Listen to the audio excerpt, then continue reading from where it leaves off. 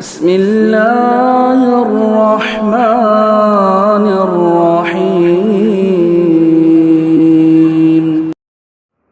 السلام علیکم ورحمۃ اللہ وبرکاتہ۔ الحمد للہ رب العالمین والصلاة والسلام علی اشرف الانبیاء والمرسلین، اما بعد۔ آج حافظ عمار نے 5ویں پارے کی تلاوت قیام اللیل میں کی۔ 5ویں پارے کی ابتدا کا تعلق 4تھے پارے کی انتہا سے ہے، جس میں یعنی آخری آیت 4تھے پارے کی، اس میں کہا گیا اعوذ باللہ من الشیطان الرجیم، بسم اللہ الرحمن الرحیم، حرمت علیکم امہاتکم و بناتکم۔ 4تھے پارے کی آخری آیت، جس میں ان رشتوں کا تذکرہ کیا گیا جو رشتے حرام ہیں، یعنی جن سے آپ شادی نہیں کر سکتے، نکاح نہیں کر سکتے۔ ایسے قرآن میں 2 قسم کے رشتے یہاں پہ بیان کیے گئے۔ ایک وہ رشتہ جو نسب سے آتا ہے، جیسے ماں ہے، بیٹی ہے، ماں، بیٹی، بھتیجی، حرمت علیکم امہاتکم و بناتکم۔ اس کے بعد خالہ ہے، پھوپھو ہے، بہن ہے، بھتیجی ہے، بھانجی ہے۔ یہ 7 لوگ ایسے ہیں جو نسب سے حرام ہیں، یعنی جن سے آپ شادی نہیں کر سکتے۔ اس کے بعد رضاعی بہن سے شادی نہیں کر سکتے۔ مثال کے طور پر آپ نے کسی کا دودھ پیا ہے تو آپ کے لیے اپنے ماں کے یعنی ماں کی بیٹیاں اور دوسرے جو بھتیجی، بھانجی وغیرہ ہے، وہ جس طرح حرام ہیں، اسی طرح اس عورت کی بیٹیاں، وہ عورت اور اس کی بھتیجی، بھانجی جو بھی ہے، وہ بھی حرام ہوں گے۔ تو گویا کہ ایک نسبی رشتے سے 7 لوگ حرام ہوتے ہیں، اسی طرح رضاعی رشتے سے بھی 7 لوگ حرام ہوں گے۔ اس کے بعد ایک قسم آتی ہے سسرالی رشتہ۔ سسرالی رشتوں میں آپ ساس سے شادی نہیں کر سکتے، اور اس کے علاوہ 2 عورتوں کو جو آپس میں بہنیں ہوں، 2 بہنوں کو ایک ساتھ نکاح میں نہیں رکھ سکتے۔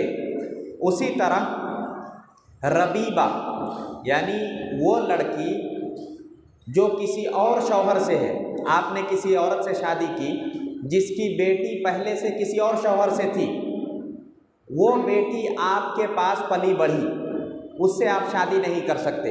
اگر اس کی ماں سے شادی کرتے ہیں تو اس سے نہیں کر سکتے، اور اگر اس سے کرنا چاہتے ہیں تو اس کی ماں سے شادی نہیں کر سکتے۔ سمجھ گئے؟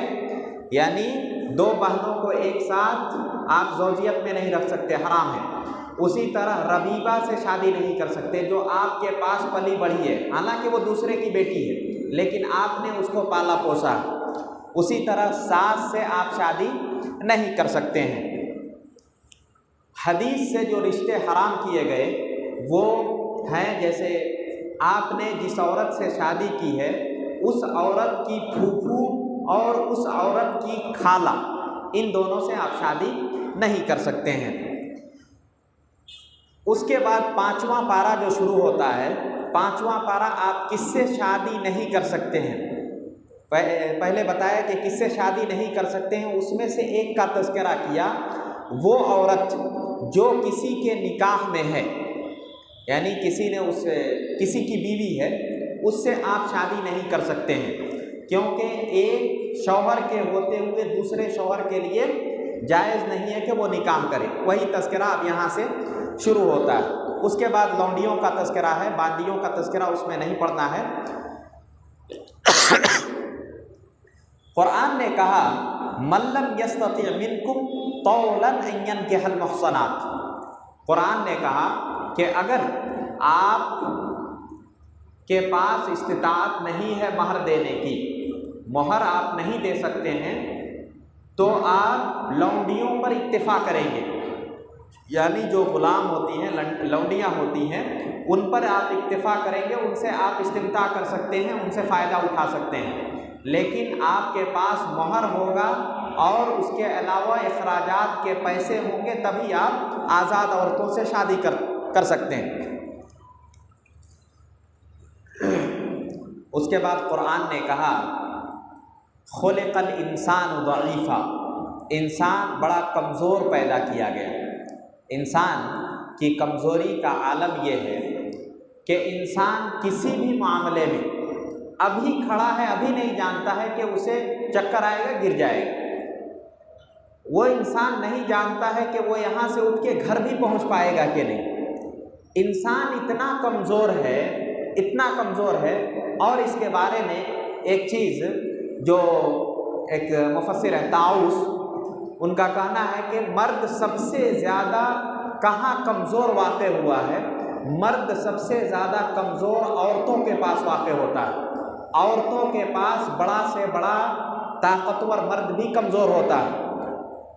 اور اس کی ایک مثال دی ہے کہ کوئی بھی عورت گزرے تو اس کو کوئی مرد دیکھتا ہے، حالانکہ وہ جانتا ہے کہ اس سے کوئی فائدہ نہیں ہے، لیکن اتنا کمزور انسان ہے، اور مرد خاص طور سے اتنا کمزور ہے کہ وہ دیکھتا ضرور ہے، حالانکہ اس سے کوئی فائدہ نہیں، لیکن دیکھتا ضرور ہے۔ تو انسان کی کمزوری اور سب سے اضعف، طاؤس یہ ایک مفسر ہیں، ان کا کہنا ہے کہ انسان سب سے زیادہ، مرد سب سے زیادہ عورتوں کے پاس کمزور ہوتا ہے۔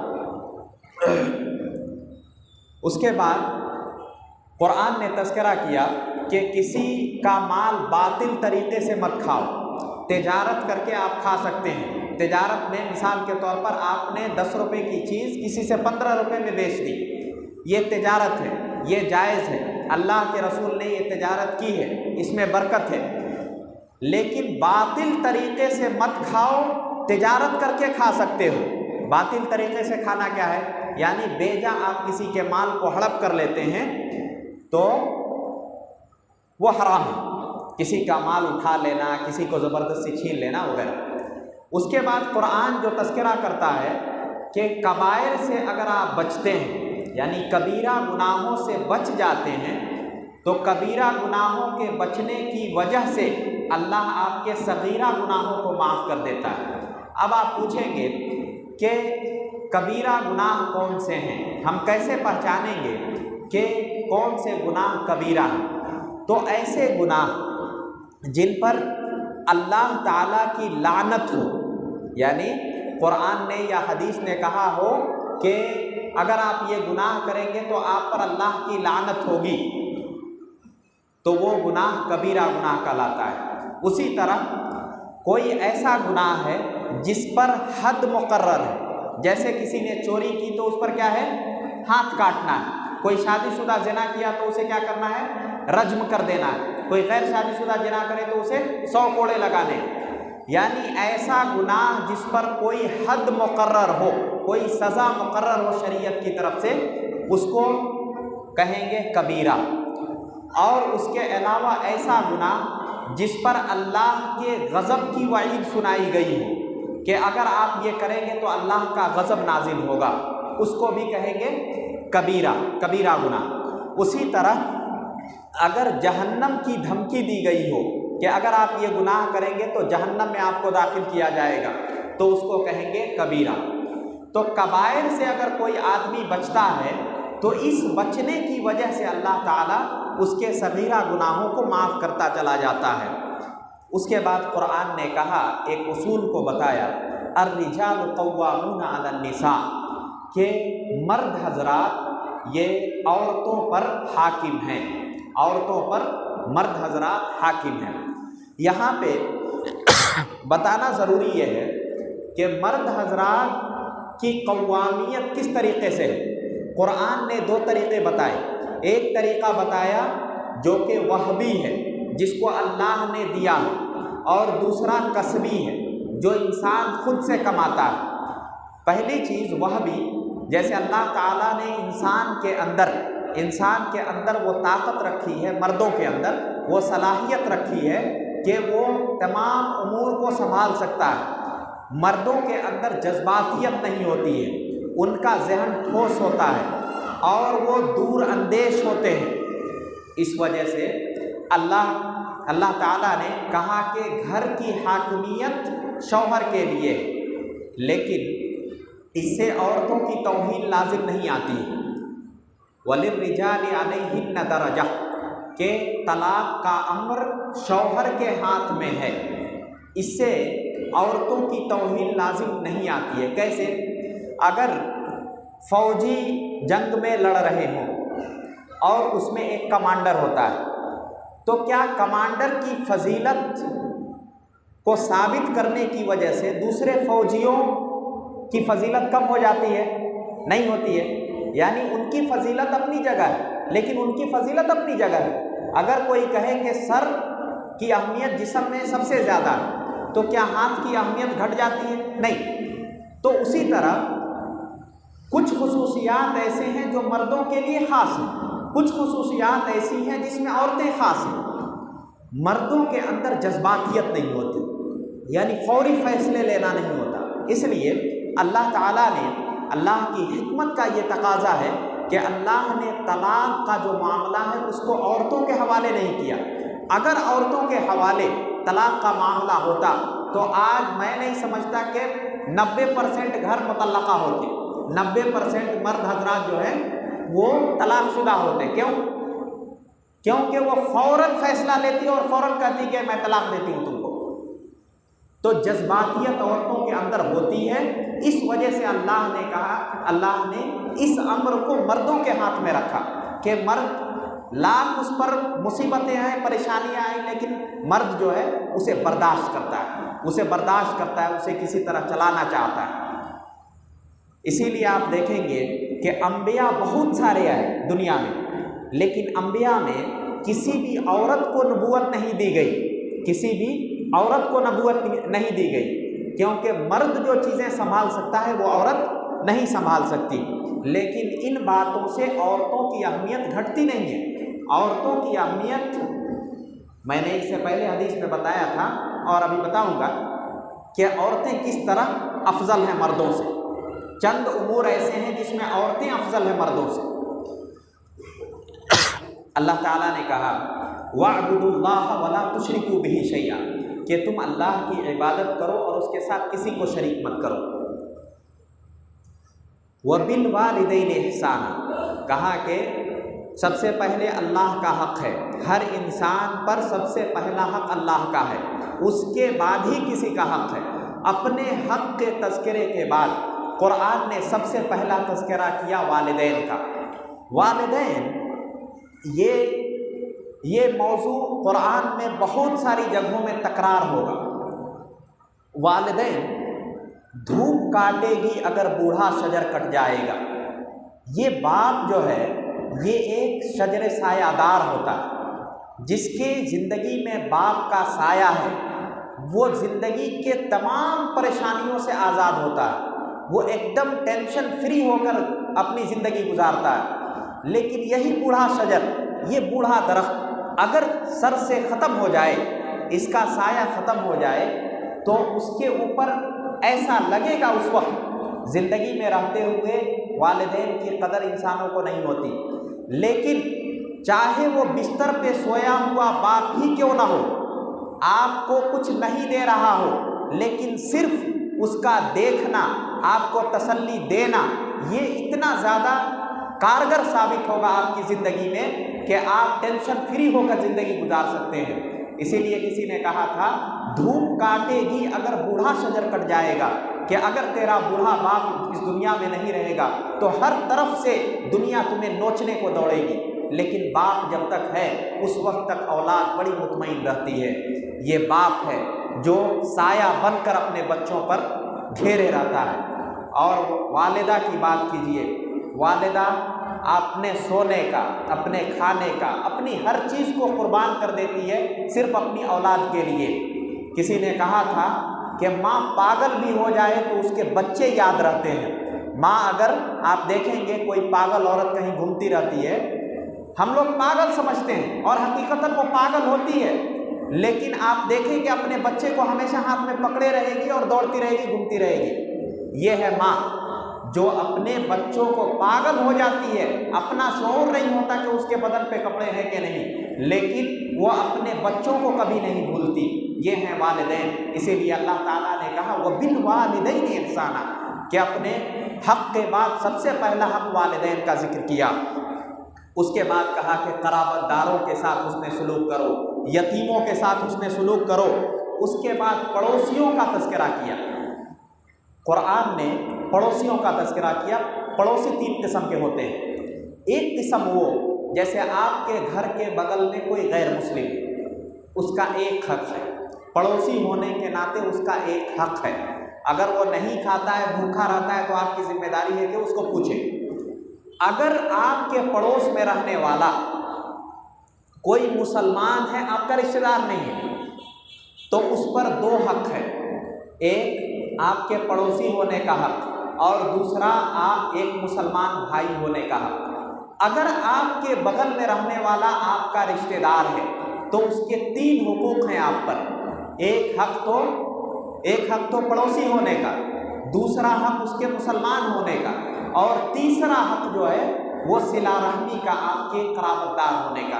یہاں پہ آپ سب لوگ غور سے سوچ کر دیکھیں کہ ہمارے آس پڑوس میں رہنے والے عام طور سے ہمارے بھائی ہوتے ہیں، عام طور سے ہمارے قریبی رشتہ دار ہوتے ہیں، لیکن سب سے بڑا دشمن کون ہوتا ہے؟ سب سے بڑا دشمن ہمارا پڑوسی، ہمارا بھائی ہوتا ہے، یا جو ہم سمجھتے ہیں، جو ہماری سوچ ہوتی ہے۔ اللہ المستعان۔ اگر انسان اپنے پڑوسی بھائی کے ساتھ اس طرح کا سلوک کرتا ہے، اپنا دشمن سمجھتا ہے، تو پھر اس سے بڑا بدبخت کوئی نہیں ہو سکتا۔ یہ بات ہمیں غور سے سمجھنے کی ضرورت ہے۔ اللہ تعالیٰ نے کہا کہ اللہ اپنے بندوں پر ذرہ برابر بھی ظلم نہیں کرتا۔ اگر انسانوں کو جہنم میں اللہ داخل کرے گا تو وہ عدل کی بنیاد پر کرے گا، اور جنت میں داخل کرے گا تو اپنے فضل کی بنیاد پر کرے گا۔ کوئی انسان اپنے عمل کی وجہ سے جنت میں نہیں جا سکتا۔ ہم یہ کہیں کہ ہم نے نمازیں پڑھی، روزے رکھے، صدقہ و خیرات کیا، ہم جنت میں چلے جائیں گے، عمل کی بنیاد پر کوئی جنت میں نہیں جا سکتا، بلکہ اللہ تعالیٰ کا فضل ہوگا تب جا کے ہم جنت میں جا سکتے ہیں۔ اللہ اپنے بندوں پر ظلم نہیں کرتا۔ اس کے بعد کہا فَكَيْفَ إِذَا جِئْنَا مِنْ كُلِّ أُمَّةٍ بِشَهِيدٍ وَجِئْنَا بِكَ عَلَىٰ هَٰؤُلَاءِ شَهِيدًا۔ یہ آیت ایک مرتبہ اللہ کے رسول نے ایک صحابی سے کہا کہ قرآن پڑھو، تو انہوں نے کہا کہ قرآن آپ پر نازل ہوا ہے، میں پڑھ کر سناؤں؟ تو اللہ کے رسول نے کہا کہ پڑھو، میں کہہ رہا ہوں تم پڑھو۔ وہ پڑھنا شروع کیے، سارے صحابہ سر جھکائے ہوئے سنتے رہے قرآن، اللہ کے رسول بھی سنتے رہے۔ جب اس آیت پر پہنچے فَكَيْفَ إِذَا جِئْنَا مِنْ كُلِّ أُمَّةٍ بِشَهِيدٍ وَجِئْنَا بِكَ عَلَىٰ هَٰؤُلَاءِ شَهِيدًا، جب اس آیت پر پہنچتے ہیں صحابی تو اللہ کے رسول نے کہا کہ حسبک حسبک، یعنی اب رکو۔ جب صحابہ نے اپنی آنکھیں اٹھائی اور اللہ کے رسول کو دیکھا تو آنسوؤں سے ان کی داڑھی تر ہو چکی تھی، یعنی اتنا روئے تھے اللہ کے رسول، کیونکہ یہ بہت بڑی ذمہ داری ہے کہ ہر قوم سے میں ایک گواہ کو لاؤں گا اور تمام گواہوں پر آپ کو گواہ بناؤں گا۔ اللہ اکبر، اتنی بڑی ذمہ داری۔ اس ذمہ داری کے احساس سے اللہ کے رسول روتے رہے اور سب صحابہ نیچے کی طرف دیکھ رہے تھے۔ جب سر انہوں نے اٹھایا تو اللہ کے رسول کو دیکھا کہ آنسوؤں سے ان کی داڑھیاں تر ہو چکی تھی۔ اللہ اکبر، یہ ذمہ داری کا احساس تھا۔ اس کے بعد قرآن نے کہا کہ تمہارے نماز میں آنے، جب تم نماز میں آتے ہو تو تمہاری کیا حالت ہونی چاہیے؟ لا تقربوا الصلاۃ وانتم سکارا، یعنی نشے کی حالت میں تم مسجد میں مت آؤ۔ اس سے مفسرین نے ایک نقطہ نکالا ہے کہ الصلاۃ وعی و ادراک، کہ جب آپ کو سکر کی نشے کی حالت میں مسجد میں آنے سے روک دیا گیا، گویا کہ آپ جب نماز میں کھڑے ہوتے ہیں تو دنیا کو بھول جائیں۔ کیوں؟ اس لیے کہ اس شخص پر نماز نہیں ہے جس کی عقل نہیں ہے، جو مجنون ہے، پاگل ہے، اس پر نماز نہیں ہے۔ رفع القلم عن ثلاث۔ تو اسی طرح یعنی جس کے پاس جو نشے میں ہوتا ہے اس کے پاس عقل نہیں ہوتی ہے، عقل نہیں ہے تو نماز نہیں ہے، تو گویا کہ نماز اس شخص پر ہے جو نماز میں آئے تو دنیا کو بھول جائے۔ یہ اللہ تعالیٰ نے کہا کہ نماز میں آتے ہوئے تمہاری کیا حالت ہونی چاہیے۔ اس کے بعد اللہ تعالیٰ نے کہا کہ ان اللہ لا یغفر ان یشرک بہ ویغفر ما دون ذلک لمن یشاء، کہ اللہ تعالیٰ نے کہا کہ تم کچھ بھی کر لو دنیا میں، چوری کرو، زنا کرو، جو گناہ ہے دنیا میں سارے کر گزرو، اگر اللہ چاہے تو اسے معاف کر سکتا ہے۔ تھوڑی دیر کے لیے ہم بہت گناہ گار ہیں، ہم نے بہت گناہ کیا، بہت سارے گناہ میں ملوث رہے، لیکن شرک نہیں کیا، شرک نہیں کیا، اللہ کے ساتھ کسی کو شریک نہیں کیا، تو اللہ تعالیٰ کہتا ہے کہ اگر میں چاہوں تو معاف کر دوں گا، اگر اللہ چاہے تو اس کو معاف کر سکتا ہے، لیکن اگر کسی نے شرک کیا، اللہ کے ساتھ کسی کو شریک کر دیا، تو اللہ اس کو کبھی نہیں معاف کرے گا، کبھی نہیں بخشے گا۔ اس کے بعد تزکیہ نفس کا تذکرہ ہے، کہا کہ بعض لوگ ایسے ہیں جو اپنا تزکیہ کرتے ہیں، یعنی وہ کہتے ہیں کہ ہم نمازی ہیں، ہم روزہ رکھتے ہیں، ہم حج کیے ہیں، وغیرہ وغیرہ، یعنی ان کی خام خیالی اتنی ہوتی ہے کہ ہم یہ نیکیاں کر گزرے، یہ کر لیے۔ اللہ تعالیٰ کہتا ہے فلا تزکوا انفسکم، اپنا تزکیہ خود بیان نہیں کرو، کیونکہ کون جانتا ہے کہ تمہارے دل میں کیا تھا، اور اگر تم بتانا ہی چاہتے ہو تو گویا کہ ریاکاری ہے، اور جس عمل میں ریاکاری داخل ہو جائے وہ تو ویسے ہی وبال ہے، وہ تو ویسے ہی ختم ہو جاتی ہے۔ اس کے بعد قرآن نے جہنمیوں اور جنتیوں کا تذکرہ کیا۔ جہنمیوں کا تذکرہ کر کے کہا کہ جب ان کے چمڑے جل جائیں گے تو پھر ان کے چمڑے ہم بدل دیں گے۔ مطلب یہ کہ جہنم میں، نسأل اللہ سلامت والعافیہ، اللہ ہمیں جہنم سے محفوظ رکھے، جہنم میں جو لوگ جائیں گے آگ ان کو جلائے گی، یہ گوشت جلے گا، چمڑے جلیں گے، پھر اللہ کہتا ہے کہ ہم پھر اس پر نیا پیدا کریں گے، پھر جلے گا، پھر نیا پیدا کریں گے۔ اس کے بعد قرآن نے جنتیوں کا تذکرہ کیا، کہا کہ جو جنتی جنہوں نے نیک اعمال کیے ان کو ہم جنت میں داخل کریں گے، ان کے لیے کیا چیزیں ہیں؟ ازواج مطہرہ وندخلہم ظلا ظلیلا، کہ ہم بڑے ہی سایہ دار جگہوں میں، بڑے ہی نعمتوں میں ہم ان کو رکھیں گے، ان کے لیے حوریں ہوں گی، ان کے لیے مختلف قسم کی نعمتیں ہوں گی۔ اس کے بعد قرآن نے کہا کہ تمہیں کس کی اطاعت کرنی ہے؟ یا ایھا الذین آمنوا اطیعوا اللہ واطیعوا الرسول واولی الامر منکم۔ یہاں تھوڑا غور سے سنیے گا کہ اللہ تعالیٰ نے کہا اطیعوا اللہ، اللہ کی اطاعت کرو، اللہ نے جو کہا اسے مان لو۔ اس کے بعد کہا اطیعوا الرسول، اللہ کے رسول نے جو کہا اسے مان لو۔ دوسری جگہ کہا وما آتاکم الرسول فخذوا، جو اللہ کے رسول تمہیں دیں اسے لے لو، ٹھیک ہے۔ تیسرے نمبر پہ وَأُولِي الْأَمْرِ مِنْكُمْ، وہاں پہ اطیعوا نہیں کہا، وہاں پہ اطیعوا نہیں کہا، بلکہ کہا کہ وَأُولِي الْأَمْرِ مِنْكُمْ، یعنی اللہ کی اطاعت کرو، رسول کی اطاعت کرو، اور اولو الامر جو سردار ہیں، جو دینی معاملات کے سربراہ ہیں، عمراء ہیں، حکماء ہیں، ان کی اتباع کب کرنی ہے؟ جب یہ اللہ اور اس کے رسول کی موافقت کریں گے تب ان کی اتباع کرنی ہے۔ یہ اشارہ ہے اس میں کہ اطیعوا میں ایسے ہی وہ جو کہیں مان لینا نہیں ہے، بلکہ اگر وہ اللہ اور اس کے رسول کے طریقے پر، اور جیسا اللہ نے کہا اور رسول نے کہا ان کے طریقے پر وہ کہہ رہے ہیں، تب تمہیں ان کی بات ماننی ہے، ورنہ نہیں ماننی ہے۔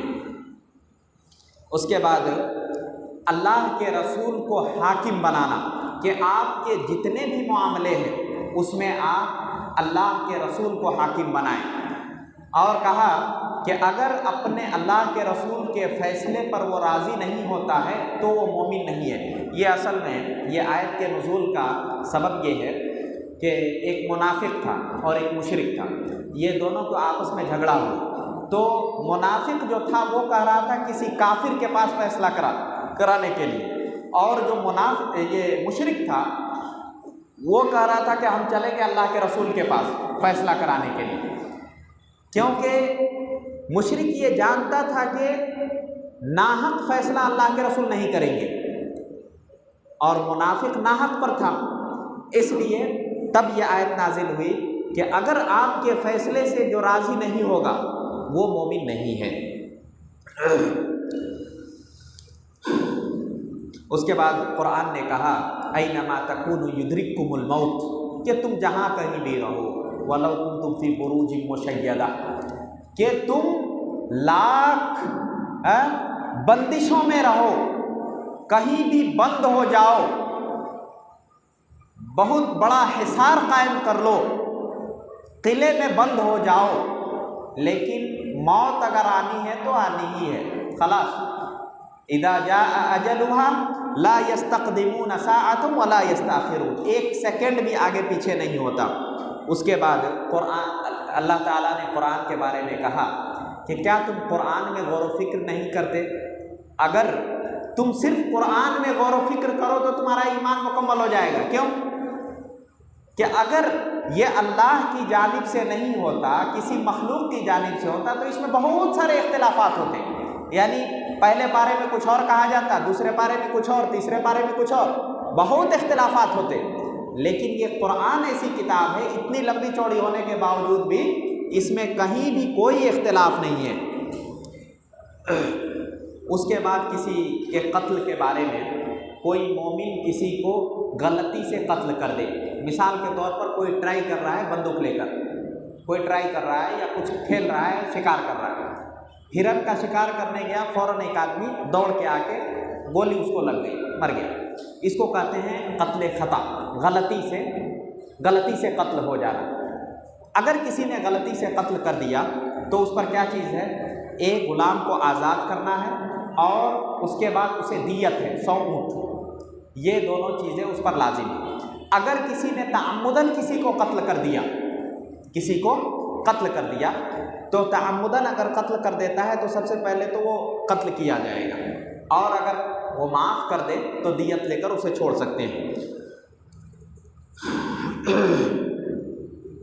اس کے بعد کفار کی روح کیسے نکلتی ہے، یہ بڑی تکلیف سے روح نکلتی ہے، اس کا تذکرہ ہے، اور مومن کی روح آسانی سے نکل جاتی ہے۔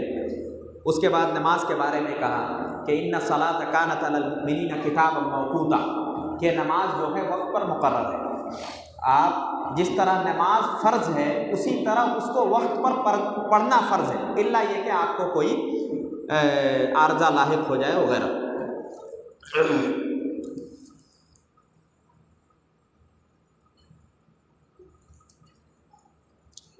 اس کے بعد قرآن نے عورتوں کے تعلق سے کہا کہ اگر آپ کسی عورت کی نافرمانی سے ڈرتے ہیں، یعنی آپ جانتے ہیں کہ یہ عورت میری نافرمانی کرے، آپ کی بیوی کے تعلق سے، یعنی امرأۃ الخاف، تو اس کے 4 طریقے بتائے گئے۔ سب سے پہلے اگر میاں بیوی میں جھگڑا ہو رہا ہے تو قرآن نے کہا اعظوہن، ان کو نصیحت کرو۔ اگر نصیحت سے وہ نہیں مانتی ہے تو آپ کیا کریں گے؟ بستر الگ کر لیں گے، یعنی گھر میں ہی آپ بستر الگ کر لیں گے، الگ سوئیں گے۔ اگر اس سے بھی نہیں ہوتا ہے تو وَاضْرِبُوهُنَّ، تب ان کو ماریں گے۔ مارنا ضرب غیر مبرح، جیسے استاد طالب علم کو مارتا ہے اس طرح آپ ماریں گے، یعنی سکھانے کے لیے۔ وہ سے بھی اگر نہیں بات بنتی ہے، اگر عورت نہیں سنبھلتی ہے تو ایک حاکم مرد کی طرف سے اور ایک عورت کی طرف سے، یہ دونوں جائیں گے اور بیٹھیں گے کہ آخر مشکل کیا ہے، کیوں اس میں جھگڑا ہو رہا ہے۔ اگر وہ حل ہونے والا ہوگا تو حل کریں گے، اور نہیں تو پھر ان کو الگ کر دیں گے، طلاق دلوا دیں گے۔ اس کے بعد اس صورت کی انتہا ہوتی ہے، یعنی خاتمے میں منافقین کا تذکرہ کر کے قرآن نے کہا کہ منافقین، ان المنافقین فی الدرک الاسفل من النار، یہ منافقین جو ہوں گے قیامت کے دن جہنم کی سب سے نچلے درجے میں ہوں گے، کیونکہ منافقین سے اسلام کو سب سے زیادہ نقصان پہنچا ہے۔ آخر میں اللہ تعالیٰ سے دعا کرتا ہوں کہ اللہ تعالیٰ ہمیں نیک بنائے اور اسلامی تعلیمات پر عمل کرنے والا بنائے۔ آمین۔ وآخر دعوانا ان الحمد للہ رب العالمین۔ السلام علیکم ورحمۃ اللہ وبرکاتہ۔